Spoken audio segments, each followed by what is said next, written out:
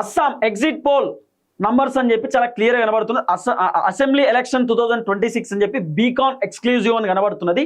Total seats అస్సాంలో 126, magic figure 64 అట.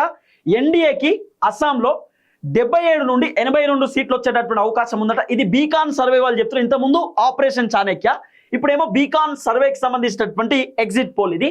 So beacon సర్వేలో అస్సాం ఎగ్జిట్ పోల్ చూసుకుంటే అస్సాం రాష్ట్రానికి సంబంధించి టోటల్ సీట్స్ 126, మ్యాజిక్ ఫిగర్ 64 సీట్లతో అధికారంలోకి వచ్చే అవకాశం అట.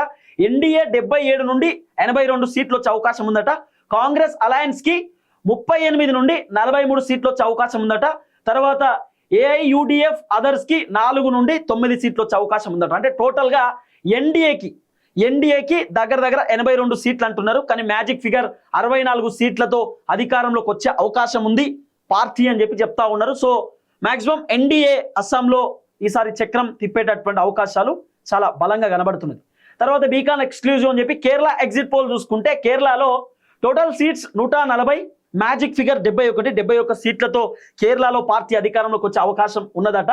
యూడిఎఫ్ అంటున్నారు, అంటే రాహుల్ గాంధీ చక్రం తిప్పే అవకాశాలు కనబడుతున్నది. కేరళలో 76 నుండి 81 సీట్లు కేరళ ఎన్నికలలో కాంగ్రెస్ అధికారంలోకి వచ్చే అవకాశం ఉందట.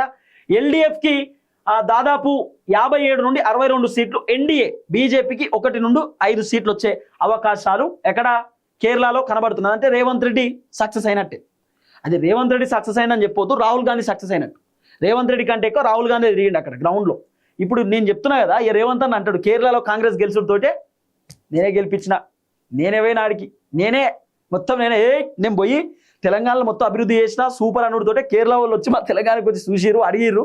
తెలంగాణ అడుగుతోటే తెలంగాణ జనం మా రేవంత్ రెడ్డి చాలా గొప్ప వ్యక్తి, అద్భుతంగా తీర్చిదిద్దిన తెలంగాణను, అద్భుతమైన పరిపాలన అందిస్తుండు, 6 గ్యారెంటీలు ఇచ్చిండు, 420 హామీలు ఇచ్చిండు, మొత్తం గ్యారెంటీలను అమలైపోయినాయి అని చెప్పిర్రు అని చెప్పి రేవంత్ రెడ్డి ఇప్పుడు డైలాగ్ కొడతాడు. నేను చెప్తున్నా కదా, కేరళ ఎన్నికలలో కాంగ్రెస్ గెలిస్తే, యూడీఎఫ్ గెలిస్తే పక్కా అక్కడ భారీ బహిరంగ సభలో రేవంత్ రెడ్డి మళ్ళీ మాట్లాడతాడు, మేము చాలా సక్సెస్ అయినాం, మా తెలంగాణను అంత డెవలప్మెంట్ చేసినాం కాబట్టి తెలంగాణను చూసి కేరళ జనం కాంగ్రెస్ కోటేశ్వరాన్ని కూడా చెప్తాడు. మీరు చూడండి, ఇదే జరుగుతుంది, మీకు అర్థమవుతలేదు. కానీ